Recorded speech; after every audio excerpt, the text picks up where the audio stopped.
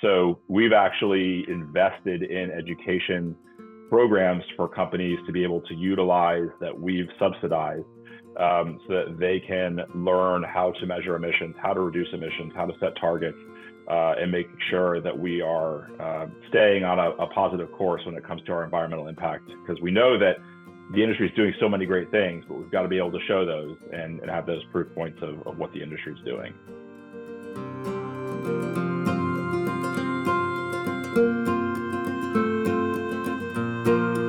Hello, meat folks. Welcome back to the MeatsPad podcast. It's your happy, hungry host, Phil Bass, with another meat enthusiast, and in fact, not just a meat enthusiast, but a representative of an organization that is out serving the meat community at the Meat Institute. Erick Mittenthal. Erick, thanks for joining us today. Thanks for having me. Yeah, of course. So we've had Julianne Potts on, but I don't know if we talked much about the North American Meat Institute yet. So maybe briefly, could you describe the organization and what it does to serve the greater meat community? Yeah, the Meat Institute has been around in various forms since 1906. Okay. A certainly major year in meat industry history is the Federal Meat Inspection Act kind of came to be back then. And we work with the industry to help support education. We do advocacy, try to influence things in Washington, D.C. with USDA and on Capitol Hill.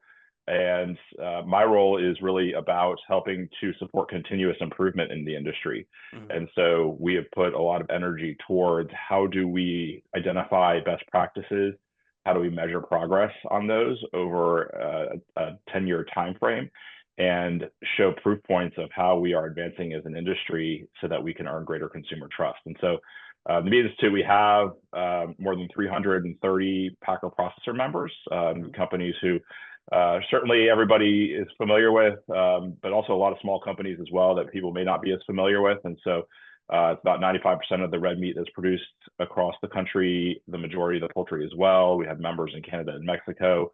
We engage globally on issues, trade issues. So we're very active. We're here to be a representative of the meat industry and be an umbrella that unites work that's occurring across all the different proteins.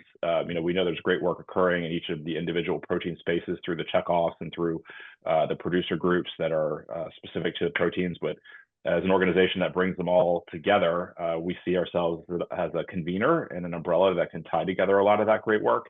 And we work really closely with those organizations and have great relationships. Yeah.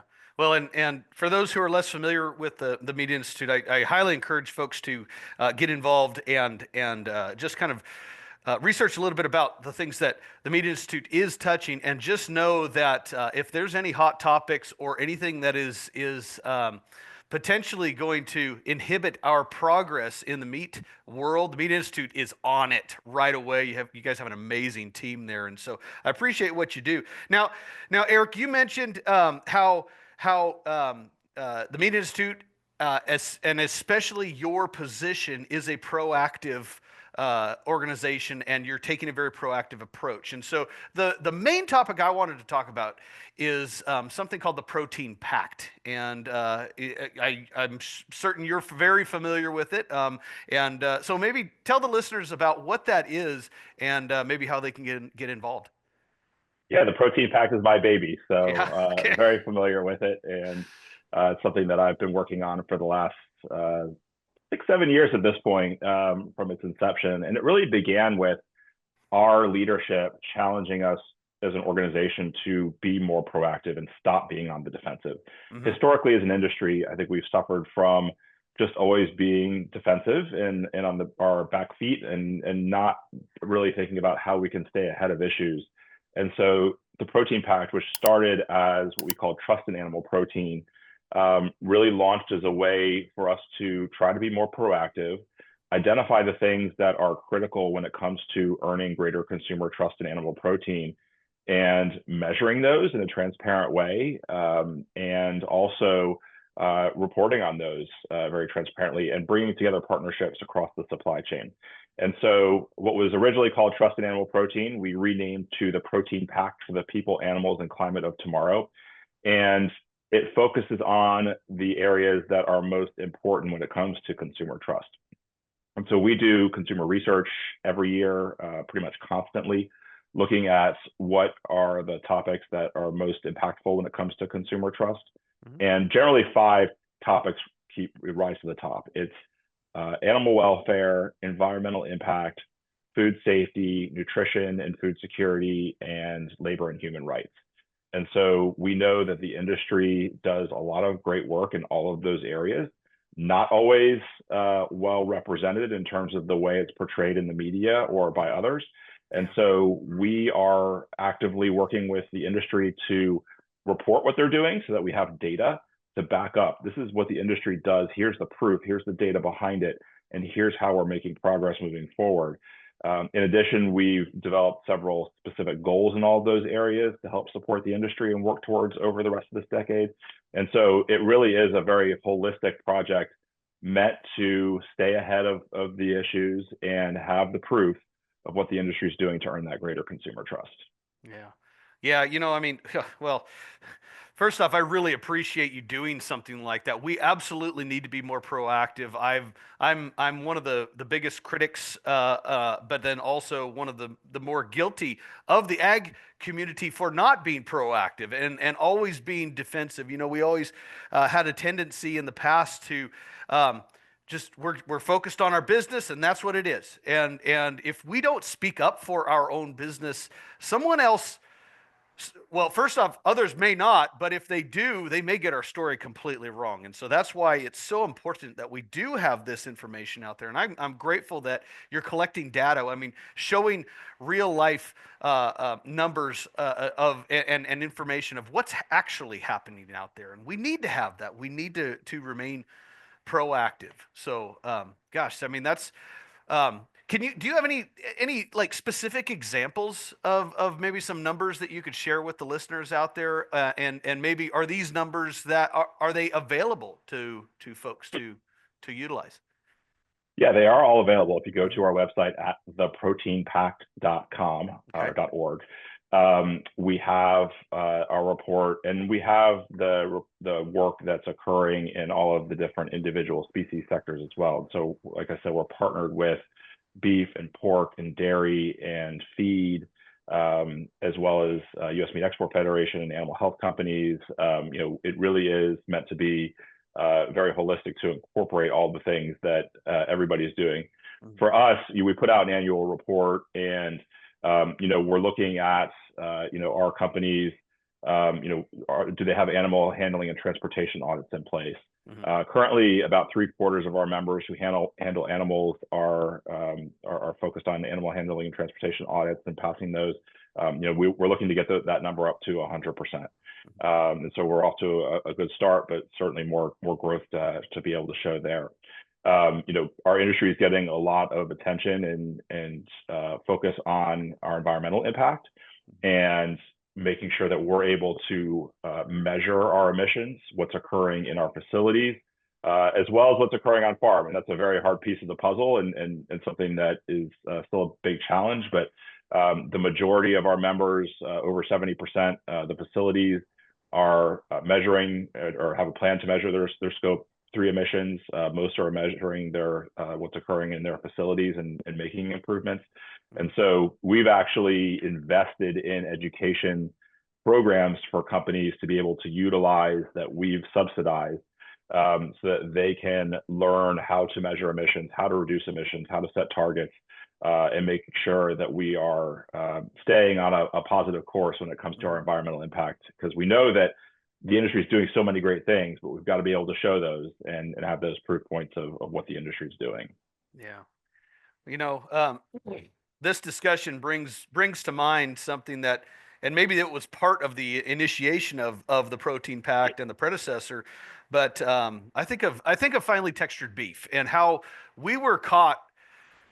What an amazing product, honestly. And we want to talk about sustainability and full utilization. I mean, that was a product, and still is a way of fully capturing and honoring the animal by using every bit that we can to our best ability. And man, what a black eye we got as an industry with finely textured beef. Thankfully, the T-shirts came out, dude, it's beef, and we kind of it was almost like a recalibration time, and hopefully we don't have another one of those extremely large impacts. Thankfully, we have folks like yourself out there trying to demonstrate from a very practical standpoint that what we're doing is the right thing in the meat industry. And there's nobody that's perfect, but there's always room for improvement. But why not try to seek that out on our own instead of being told to, legislated, policy made, that kind of stuff. And so, no, this is really really cool stuff. Um, you're one of the reasons why I had you on, and timing wise, honestly too, is Dr. Tommy Wheeler, and for those who maybe don't know Dr. Tommy Wheeler, I've had him on here, I think, a couple times maybe now on the podcast. But Dr. Tommy Wheeler, a living legend in our meat science community out in Clay Center, Nebraska. But he mentioned to me that you're going to be speaking at the International Livestock Congress this year in Houston, Texas, and so. For those who are curious, the International Livestock Congress will be held March 4th and 5th this year in 2025. In case you're listening to this at a later date, but real quick, can you tell us a little bit about, first off, what is the International Livestock Congress, and then what is the theme that you will be helping to portray this year? Yeah, the International Livestock Congress is a great event that brings together folks from around the world who are in the livestock industry. In particular, it's really great at engaging students and bringing in student populations to learn more about the industry and what's occurring. And so it's an event we've participated in the past and found a lot of value from. Just kind of great to network and engage with a variety of folks across the industry who we may not reach and connect with on a regular basis. Mm-hmm. This year, the focus is really on supporting continuous improvement in the industry and the ways that we can do that. And so being able to go and share the Protein PACT work that we're doing and what it means and how it advances the industry is my goal. Because I think one of the things that we really have to improve upon as an industry is to be able to work very collaboratively together. Oftentimes we retreat into our silos and sometimes come out with our own individual messages, and our opponents certainly work very well, very collaboratively together.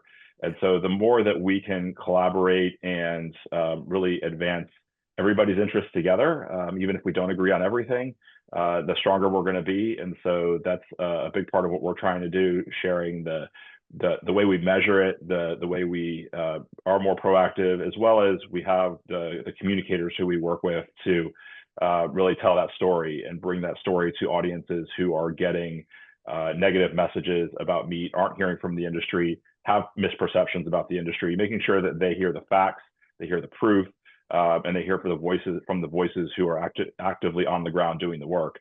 We want to share that as well. And so just the stories of how we go about doing that, the opportunities for the industry to advance that, and really be more collaborative as an industry.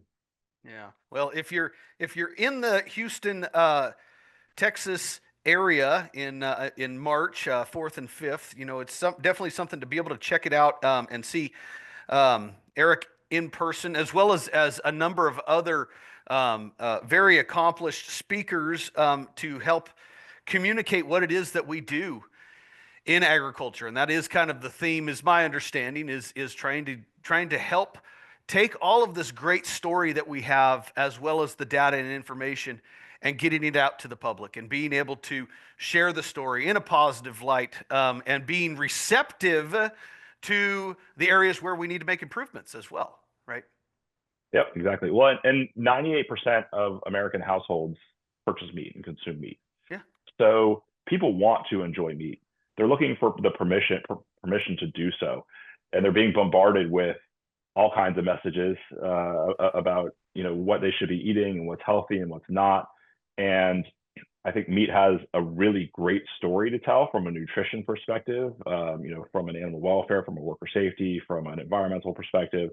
And so when people are looking for that information, we have to be able to provide it to them in places where they can find it. Mhm. And so it's not something that maybe people want to see every day or need to see every day. But when they are hearing certain things or have questions about it, we have to be able to provide that for them in a way that's easily accessible. And so that's really what we're trying to do. Yeah.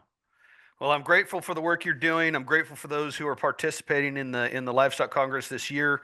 Um, it's incredible to see the enormous change that's happened, you know, in the last 10 and even 20 years of how we are being more proactive, more communicative, more involved in thinking about fixing problems before they exist, hopefully, you know, or just consider what are those challenges that we're going to come into. You know, it's kind of like for all of us in the meat business, um, pretty much everybody's been exposed to HACCP, and the whole idea behind HACCP is trying to predict what is going to be the problem. Well, now we're taking that to a whole new level and thinking about this from a societal role, and giving, like you said, giving people the permission to be okay with what it is that they're buying and eating and consuming and sharing with their family. And so, yeah, I'm always excited to hear about ways that we can communicate better, and I thank you for what you're doing.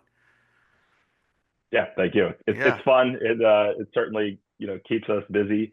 And I think the other thing that we put a lot of energy into is being in uncomfortable conversations. Yeah. I think one of the things that is an opportunity for the industry is, we speak to ourselves, we stick in our bubble. Yeah. We're trying to get outside of that bubble, be in uncomfortable conversations, engage with people who may not fully agree with us, Mhm. who may have questions, who may be critical of what we do as an industry. And I think showing them that we want to be a part of those conversations, again, showing them the proof points of what we're doing and data to back it up, being more transparent, it earns trust. And when you have those voices who trust you more, it ends up benefiting in terms of what they say to their audiences and what reaches consumers. And so, being comfortable with the uncomfortable is an important thing and something that we put a lot of energy into over the last few years. You know, you just mentioned the word transparency, and this is something that the Meat Institute has done 100 times fold. I mean, it's incredible what you guys are doing, and you're grasping hold of those uncomfortable conversations and the giving the world an opportunity to truly see what it is. And it's my understanding that the Meat Institute was in charge of the Glass Walls project with Temple Grandin in the past, right? Okay, and so That is correct. Yeah, so we started that, and it's interesting because I was actually right when I was starting out in the industry, and at the time, it was very controversial, very uncertain whether or not we wanted to do a video of a beef processing plant yeah. and showing what happens in the plant. And it took the courage of people like Janet Riley, who was Hmm. the person who led that, and Temple Grandin, to put it out there and be open to showing it. And that was incredibly successful, remains successful to this day. Those Yeah. videos are more than a decade old. And we have beef and pork, turkey, lamb. And then we have videos that show processes of how we make bacon and hot dogs and hamburgers. Um, those still get seen quite a bit, even though they're a little dated at this point. And so it's just a really great example of a way that we kind of stepped out of our comfort zone and showed it. And even though people were very nervous about it, it worked out extremely well. Yeah, yeah, we have to be willing to do that. For those who are less familiar, you know, I'm sure everybody's heard of Temple Grandin, Dr. Temple Grandin, but um, uh, she had this vision of we need to have glass walls on all of our packing houses. We need to be able to look in and see what's going on. That way, that way people's imaginations don't run wild. And so as soon as folks see this, and I show the videos regularly, in fact, just yesterday in my class, we were watching the beef and lamb videos, and it's incredible. Just how many folks who watch it that have zero understanding of it and maybe are reluctant to watch it go through the process and say, oh, it's very systematic. It's very controlled. It's nothing like a wild imagination would come up with. And so, yeah, again, just being transparent and showing the world what it is that we have and what we do it really calms a lot of nerves. And yeah, I mean, what a great success story, and I love that the Protein Pact is all part of the greater package now, and so just a ton of great things happening over at the Institute. So yeah. Yeah, no shortage of things to keep us busy, and we're here fighting on behalf of the industry, making sure that the industry is well represented where it needs to be, and really advocating on behalf of our members in the industry as a whole.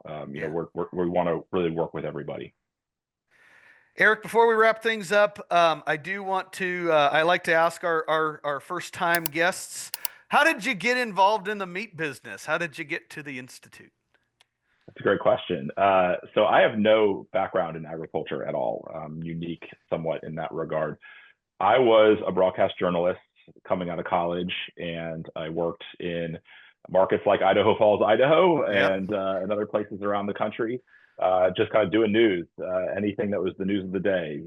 City council hearings, crimes, elections, whatever was out there, I covered. And but I do have a health background. I have a master's in biomedical sciences, and so when I was looking to transition away from doing broadcast journalism, I was looking for something kind of with a health focus, and I got into the food industry through that, doing communications, and eventually a job at the Meat Institute came open. It's been 13 years now, and so I started that, and I started in a communications role within the Meat Institute, and that evolved to taking on the sustainability leadership within the organization, and now I'm chief strategy officer. And so I've gotten quite the education in the meat industry just through experience, and now leading issues that I never imagined that I would lead. And so it's been a fun ride, and certainly a challenging one.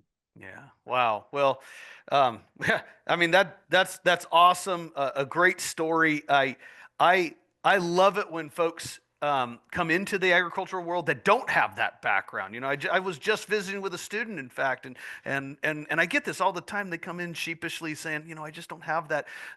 I don't come from agriculture, but I want to be involved. I'm like, oh my gosh, yes, welcome, thank you, and hopefully everyone else out there embraces these folks and folks like yourself who found the interest, combine some very different disciplines to work to your advantage and absolutely to our advantage in the meat business. And so what a cool way that you came around, different way of thinking, different background. I love it, man. Thank you. Yeah. Thank Yeah, you. thank you. Absolutely. All right. Well, one last time for folks who are interested in the International Livestock Congress, check that out. It's in Houston, Texas this year, March 4th and 5th. 2025. If you want more information also on the Protein Pact and the Meat Institute, there's the proteinpact.org. The Meat Institute, what's the website for Meat Institute? Meatinstitute.org. Meatinstitute.org, just pretty easy. Tons of great information out there. Guys, check it out. I know I go there occasionally and get lost down a lot of rabbit holes because there's so much amazing things that are important to us that definitely I probably didn't know at the time. And so great information. Thanks for the work that the Institute's doing. Thank you, Eric, for joining us. Thank you. Awesome.